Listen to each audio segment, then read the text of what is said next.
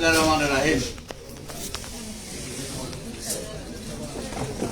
আমাদের এসএসসি পরীক্ষার্থীদের আজকের এই বিদায় অনুষ্ঠানের হৃদয় এর মধ্যে তো আমরা সবাই জেনেছি আমাদের অতিথিবৃন্দ, শিক্ষক মণ্ডলী, রাজনৈতিক ব্যক্তিবর্গ, ওদিকে আমি আর গেলাম না, সময় নষ্ট করলাম না।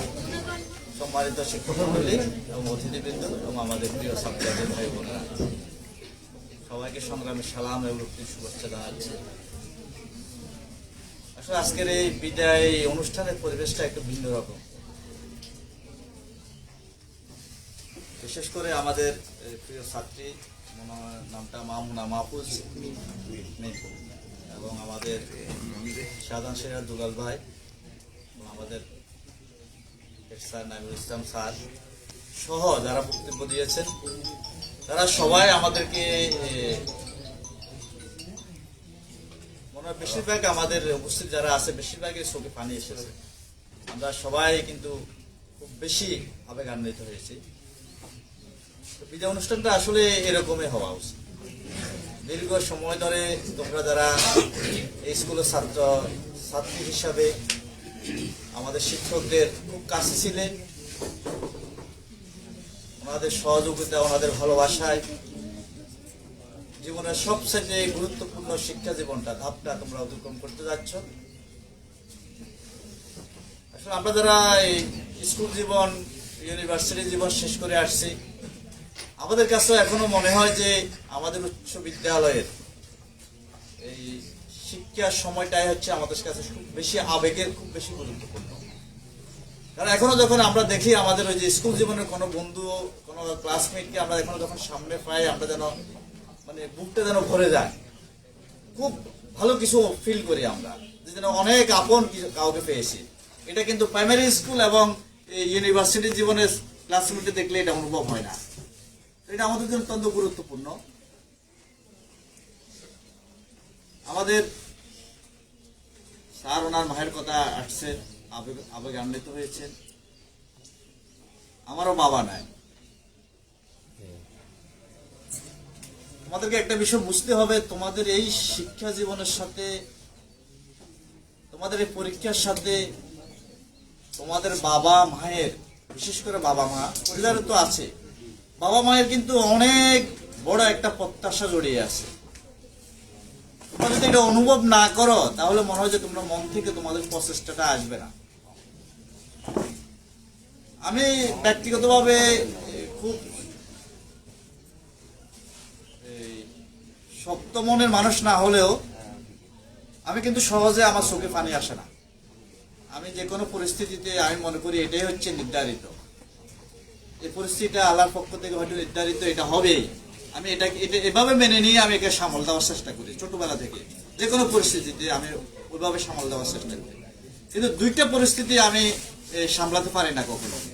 একটা ঘটনা বলি, আমি সম্ভবত 2011 সালে আমাকে একটা মিথ্যা মামলা জড়িয়ে আমাদেরকে জেলে পাঠানো হয়েছে, আমাদের 3 জনকে। সেখানে আমার সাথে যারা গিয়েছে ওরা 2 জন ছিল খুব সাহসী এবং ওরা আগেও জেল খেটেছে। আমার জীবনে কিন্তু এটা প্রথম জেল। ওরা প্রায় প্রত্যেক দিনে ওরা মন খারাপ করতো, কান্না করতো, কিন্তু আমি মন খারাপ করতাম। মন খারাপ হলেও নিজেকে সামলিয়ে নিতাম। কিন্তু ওই সময় আমার যে ছেলেটা তোমাদের সাথে এবার ম্যাট্রিক পরীক্ষা দেবে, ওর বয়স সম্ভবত 2 বছর বা একটু বেশি হবে, আমার সেটা খেয়াল নাই। কিন্তু যখন ওর কথা আমার মনে আসতো, তখন আমার চোখে পানি আসতো, একটা বিষয়। আর বাবার মৃত্যুর পর যখন বাবার কথা মনে আসে, তখন চোখে পানি আসে, নিজেকে সামলাতে পারি না। সকল ঘটনা ফেস করতে পারি, কিন্তু ওই যে সন্তান এবং বাবা, এই দুইটা ঘটনা ফেস করতে পারি না। তোমরা যারা আজকে একটু যদি তোমরা চোখটা বন্ধ করে চিন্তা করো, আজকে তোমরা বিদায় নিচ্ছ, পরীক্ষার পর তোমাদের রেজাল্টটা যদি ভালো না হয়, তাহলে তোমাদের বাবা এবং মায়ের অবস্থাটা কেমন হবে? একটু মন থেকে চিন্তা করে দেখো তো, কেমন কষ্ট পাবে সেটা তোমরা অনুভব করতে পারবে। তাহলে তোমরা কি চাও না তোমার বাবা মায়েরা যারা তোমাদেরকে এত ফিল করে, তারা যাতে কষ্ট না পায়? তোমরা কি এটা চাও না? নিশ্চয়ই চাও। তাহলে তো তোমাদেরকে এই সামান্য সময়টুকু যদি তোমরা কাজে লাগাও, আমি মনে করি তোমাদের পক্ষে পাস করা সম্ভব। হয়তো ভালো রেজাল্ট করা সম্ভব না, কিন্তু পাস করা সম্ভব। আমি মেট্রিক পরীক্ষার আগের একটা কথা বলি, আমি তখন একটু আড্ডাবাজ ছিলাম, বন্ধুদের সাথে সময় কাটাতাম, খারাপ কোনো আড্ডা দিতাম না, পান সিগারেটও খেতাম না, এখনো খাই না, কিন্তু বন্ধুদের সাথে আড্ডা দিতাম, খেলাধুলা করতাম, খুব বেশি খেলাধুলা করতাম।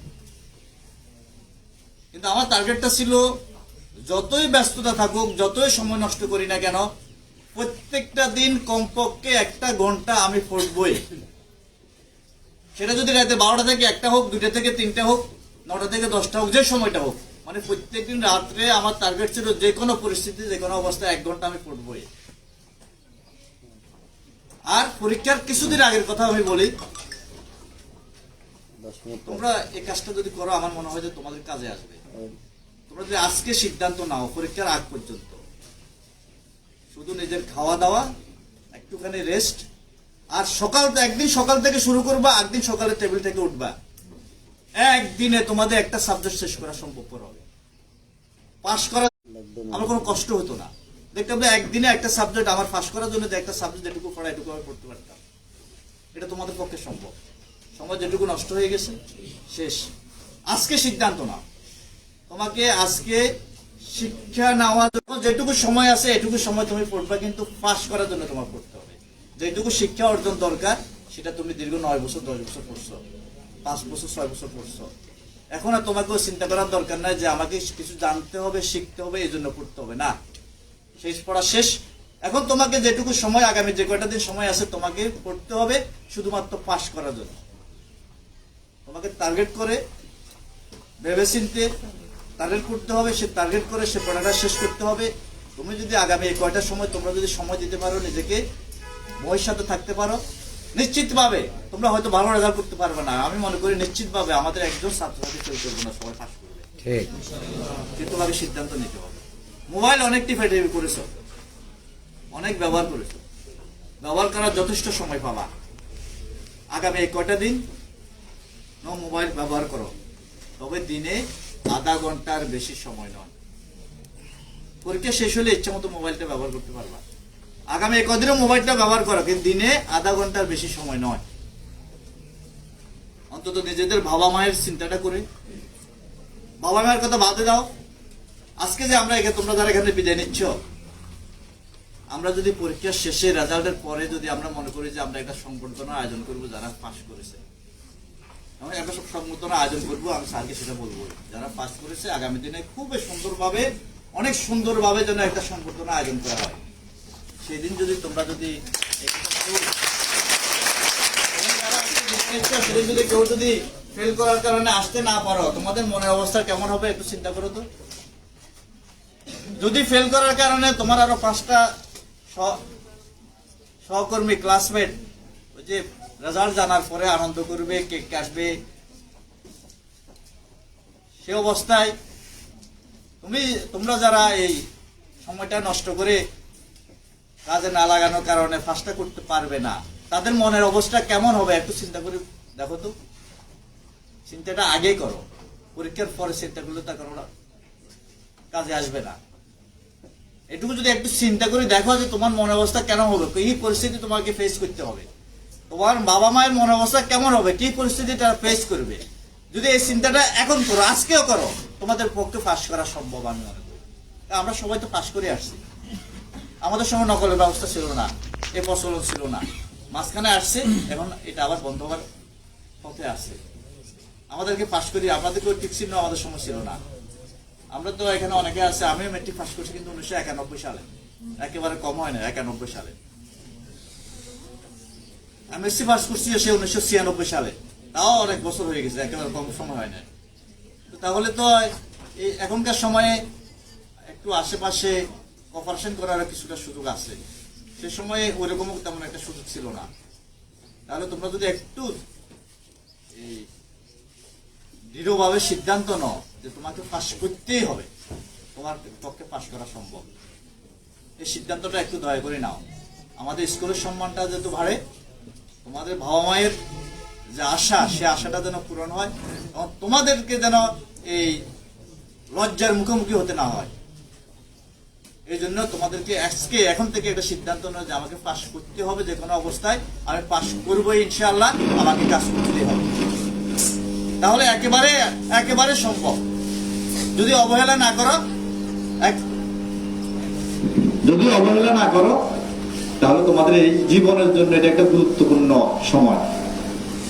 কারণ তুমি এখানে যদি একটা ধাক্কা খেয়ে যাও তাহলে তোমার যে মনটা ভাঙবে এটা সহজে তুমি আর দাঁড়াতে কিন্তু তোমার অনেক কষ্ট হয়ে যাবে। আর এই সময়টা পার হয়ে যাওয়ার পর বাকি কলেজ জীবনটা তুমি তোমার মতো করে, সেখানে আর কারো উপদেশ দেওয়া লাগবে না, এত কথা বলা লাগবে না, তুমি তোমার মতো করে নিজেকে গড়ে তুলতে পারবে। কারণ তোমাদের যে বয়সটা, এই বয়সটা কিন্তু তোমরা সহজে নিজেরা নিজেদের সিদ্ধান্ত নেওয়াটা তোমাদের জন্য অনেক কঠিন। এই বয়সটা মানুষ ভুল করার বয়স, এই বয়সটা হচ্ছে বিপদগামী হওয়ার বয়স, এই বয়সটা হচ্ছে অযথা সময় নষ্ট করার বয়স। যার কারণে বাবা মাকে উপদেশ তোমাদেরকে মানতে হবে, শিক্ষকদের উপদেশ তোমাকে মানতে হবে। তোমাদের নিজেরা নিজেদের সিদ্ধান্ত নেওয়ার মতো এখনো সে বয়সে তোমরা পড়ো নাই। অন্তত মেট্রিকটা পাস করে তোমরা যখন কলেজে যাবে তখন এত উপদেশ বাবা মা তোমাদেরকে এত বুঝ দেবে না, এত শিক্ষকরা তোমাদেরকে এত বুঝ দেবে না, এত বিরক্ত তোমাদেরকে করবে না। তোমাদের সিদ্ধান্ত তোমরা নিতে পারবে। শুধু অন্তত মেট্রিকটা পাস করার জন্য বাবা মায়ের উপদেশ, শিক্ষকদের উপদেশ, আমাদের কথাগুলো একটু গুরুত্ব দিয়ে এই সময়টা কাজে লাগাও। আর আমাদের ছোট বোন বলেছে যে সে একটু প্রত্যাশা করছিল আজকে বিদায় অনুষ্ঠানটা অন্তত গত 18 বছর যে বিদায় অনুষ্ঠানের পরিবেশ সেটা থেকে একটু ভিন্ন হওয়ার কথা। আমাদের এই প্রত্যাশা ছিল। আমি নাইম স্যারের সাথে কথা বলেছি, আমি বললাম যে যারা মেট্রিক পরীক্ষার্থী তারা এবং তাদের গার্ডিয়ানকে নিয়ে আমরা একটা সমাবেশ করতে চাই, কিন্তু উনি যোগাযোগ করেছে তেমন কোনো সাড়া পায় নাই। মাত্র 3 জন গার্ডিয়ান আসছে, সাড়া পায় নাই। তো যার কারণে আমরা হতাশ হয়েছি, আমরা আর একটু ব্যাপকভাবে সুন্দরভাবে করা ওই সাহস আমরা পাই নাই। তবে এটা দরকার ছিল, আর গার্ডিয়ানটা আজকে উপস্থিত থাকার দরকার ছিল। আমি সম্ভবত গত 2-4 বছর আগেও এই 2-1 বছরতে যাওয়া হয় নাই। আমি আমার মেয়ের প্রাইমারি স্কুলে যখন সম্ভবত ক্লাস 5-এ পড়ে, আমার মেয়ে এখন 7-এ উঠছে, ওই যে প্রথম দিন ওদেরকে নতুন বই দেওয়া হয়, ওই বইটা গ্রহণ করার জন্য আমি গিয়েছি। এখনো আমি চেষ্টা করি যদি আমার মেয়ের স্কুলে অথবা আমার ছেলের শিক্ষকদের পক্ষ থেকে কোনো অভিভাবক হিসেবে দাওয়াত আসে, আমি অপেক্ষা করি, আমি সেখানে যাওয়ার চেষ্টা করি। কারণ আমার এটা আমার একটা দায়িত্ব, আমি জানতে হবে আমার ছেলেটা কি করে, আমি জানতে হবে আমার মেয়েটা কি করে, তাদের সম্পর্কে আমার জানার অধিকার আছে। কিন্তু আজকে গার্ডিয়ানরা যদি খুব বেশি সচেতন হতো, আজকে বেশিরভাগ গার্ডিয়ান হয় বাবা না মা আজকে এখানে উপস্থিত থাকার দরকার ছিল, উপস্থিত থাকার কথা ছিল, কিন্তু তারা মনে হয় যে এই বিষয়ে এত বেশি সচেতন নয়। আরেকটা বিষয়, আমাদের উন্নয়নের বিষয়ে 2-1টি কথা আসছে। ইতিমধ্যে মাননীয় প্রধান শিক্ষক সহ আমরা এই বিষয়ে আলোচনা করেছি, 2-1টি জায়গায় কথা বলেছি। যা যা করণীয় সে বিষয়ে আমরা আমাদের আরো যারা রাজনৈতিক নেতৃবৃন্দ আছে তাদের সাথে সহযোগিতা, তাদের সাথে আলাপ করি এই বিষয়টা আমরা আমাদের আগে নজরে নিয়েছি, এই বিষয়ে আমরা ভাবতেছি। স্যার একটি কথা বলছে যে স্কুলের অনেকে আছে হয়তো আর্থিক সামর্থ্যহীনতার কারণে স্কুল বেতন দেওয়া অথবা ছাত্রদের পোশাক ক্রয় করা অথবা বই কিনা অথবা ফর্ম ফিল আপ করা, এসব ক্ষেত্রে খুব সংকটে আছে। আজকে শিক্ষক মাননীয় প্রধান শিক্ষকের মাধ্যমে আমি যা বলতে চাই, তোমাদের মাধ্যমে বলতে চাই, তোমাদের কোনো যদি সহকর্মী ছোট বোন এই বুনিয়াদ স্কুলের ছাত্র ছাত্রী যদি তারা কেউ এরকম কোন সমস্যার মুখোমুখি হয়, পোশাক কেনার ক্ষেত্রে, বই কেনার ক্ষেত্রে, বেতন দেওয়ার ক্ষেত্রে অথবা পারিবারিক ভাবে খুব বেশি সংকটে পড়ে, তাহলে মাননীয় প্রধান শিক্ষকের মাধ্যমে আমাদেরকে জানাবা, এই দায়িত্ব আমরা গ্রহণ করবো শীঘ্রত দিন।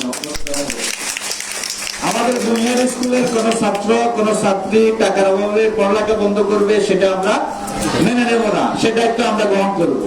অথবা কোন ছাত্র ছাত্রী আর্থিক সংকটের কারণে সামর্থ্যহীনতায় ভুগবে,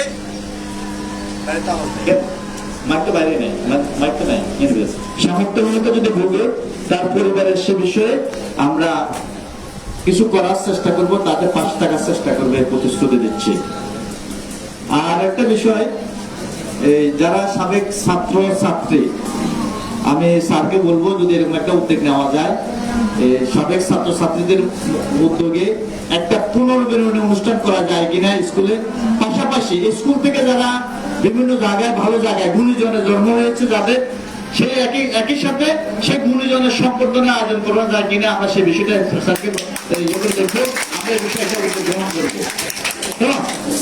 আর আমরা আশা করব তোমাদের কাছ থেকে তোমরা এই যেটুকু কথা আমাদের শিক্ষকরা আমরা বলেছি সে বিষয়টা গুরুত্ব দিয়ে আমাদের মুখটা উজ্জ্বল করবে ইনশাআল্লাহ। আমরাও চেষ্টা করব তোমাদের এই স্কুলটা যেন গত 18 বছরে যে এই অপ্রত্যাশিত পরিবেশ, অপ্রত্যাশিত যে পরিবেশ, সেই পরিবেশ থেকে তোমাদের প্রত্যাশিত যে পরিবেশ, সেই পরিবেশে যেন উত্তীর্ণ হতে পারে সে বিষয়ে অবশ্যই আমরা গুরুত্বপূর্ণ ভূমিকা রাখবো ইনশাআল্লাহ। আর আমাদের এই যে শিক্ষক আমাদের ম্যাডামরা আছেন, ওনারা কিন্তু অনেক কষ্টে আছে, ওনাদের অনেক মাসের বেতন বন্ধ, মানে আমলাতান্ত্রিক জটিলতার কারণে বিভিন্ন সমস্যার কারণে বন্ধ। তা আমরা অনেক সমস্যার মুখোমুখি আছি। আসলে গত 18 বছর ধরে অনেক কিছুই নিয়মের বাইরে চলছে, অনেক কিছুই নিয়মতান্ত্রিক ভাবে চলে নাই, যার কারণে এই পরিবর্তনটা আনতে কিছুটা সময় লাগবে। 18 বছরের ভুল অনিয়মতা দূর করতে কিছুটা সময় লাগবে। আর আমরা আগেও বলেছি, আগে কি হয়েছে আমাদের জানার দরকার নাই, সেটা প্রাতিষ্ঠানিক ভাবে প্রশাসনিক ভাবে ওনারা দেখবে। আমরা যেদিন থেকে আমরা এটার সাথে সম্পৃক্ত হয়েছি, আমাদের এলাকার মানুষ অথবা স্যারগণ আমাদেরকে সম্পৃক্ত করেছেন, আমরা সেদিন থেকে বলে আসছি এই স্কুলের ন্যূনতম কোনো ক্ষতি আমাদের দ্বারা হবে না। আমরা অনৈতিকভাবে কোন ধরনের সুবিধা নেব না, এমন কেউ কোনো অনৈতিকভাবে কোনো সুবিধা নিতে পারবে না। তবে একটি কথা, শিক্ষক মন্ডলী যাতে করে তাদের যে যথাযথ পারিশ্রমিক পাওয়ার, সম্মানে পাওয়ার সুযোগ সৃষ্টি হয় সে বিষয়ে আমাদের সহযোগিতা থাকবে, আমাদের পদক্ষেপ থাকবে। ইনশাআল্লাহ আপনারা ভালো কিছু দেখতে পাবেন, ভালো কিছু হবে, একটু সময় লাগবে। তার বক্তৃতা বাড়াবো না, এই বক্তৃতা ওই দিন দিব যেদিন তোমরা সবাই পাস করবে। পাস করার পর তোমাদের সম্মানে আমরা একটা সংবর্ধনা আয়োজন করব, সেদিন লম্বা বক্তৃতা দিব, লম্বা কথা হবে এবং তোমাদের জন্য পুরস্কারের ব্যবস্থা হবে, ভালো পুরস্কারের ব্যবস্থা হবে। আর একটা বিষয় আমরা আগে বলেছি, তোমাদের খেয়াল আছে কিনা জানি না, ক্লাস 6 থেকে ঠিক নিউ 10 পর্যন্ত আপাতত প্রথম সাময়িক, দ্বিতীয় সাময়িক এবং বার্ষিক পরীক্ষা 3টা পরীক্ষা হয়। দুইটা পরীক্ষা এখন, দুইটা পরীক্ষা। এই দুইটা পরীক্ষায় ফার্স্ট, সেকেন্ড, মানে 1 থেকে 5 পর্যন্ত যারা হবে তাদেরকে প্রত্যেকটি পরীক্ষায় তাদেরকে পুরস্কৃত করা হবে প্রত্যেক ক্লাসে। এবং যে সাবজেক্ট, যে ক্লাসে যে সাবজেক্টের ফলাফল ভালো হবে ওই সাবজেক্টের ওই শিক্ষকরা পুরস্কৃত করা হবে, এই ব্যবস্থা আমরা গ্রহণ করব। আমরা চাই যেন আমাদের শিক্ষার মানটা বাড়ে। আমরা সবাই তো এক পরিবার হয়ে গেছে এখন। তোমরা যারা স্কুলের ছাত্রছাত্রী, যারা শিক্ষক মন্ডলী, আমরা যারা স্কুল পরিচালনার সাথে আছি, অভিভাবক এবং যারা সদস্য যারা আছে, আমরা সবাই এক পরিবারের। আমাদের সকলের সম্মানটা যেভাবে টিকে থাকে, সম্মানটা যেভাবে বাড়ে, আমাদের সকলের যেন সে প্রচেষ্টা থাকে, এই প্রত্যাশা রেখে আমি বক্তব্য শেষ করছি। খোদা হাফেজ। বাংলাদেশ জিন্দাবাদ।